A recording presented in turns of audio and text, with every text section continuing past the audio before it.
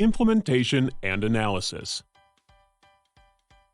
Collected data must be analyzed and reviewed for its quality, adequacy, validity, reliability, and relevance. Let's look at a fictional scenario for data protection best practices while analyzing data for a project. After careful planning and data collection, Project Coordinator Jamal leads the implementation of Aid First's Water, Sanitation, and Hygiene, or WASH, promotion project in Cape Ruvania, and coordinates relief efforts like drilling new wells and distributing water purification tablets.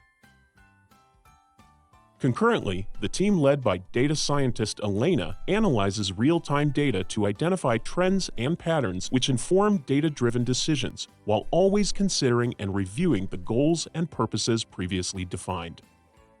Consistent with the General Data Protection Regulation principle on accuracy, the team checks if the data is accurate and up to date, with errors either removed or corrected without delay.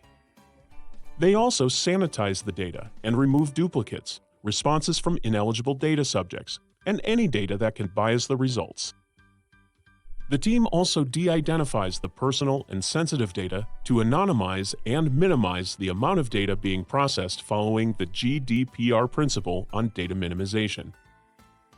Removing identifying information that associates the data with the individual is done through pseudonymization, a technique of replacing personal data with fictional masking values, aka pseudonyms, or codes, like assigning a data participant with an alias, or replacing digits with an asterisk.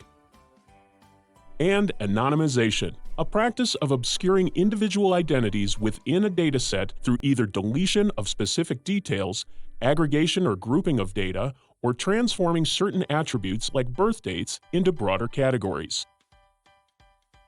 By keeping to data protection practices during the analysis phase, Aid First decision makers are able to use data effectively to draw conclusions and plans to address the evolving needs of the affected population.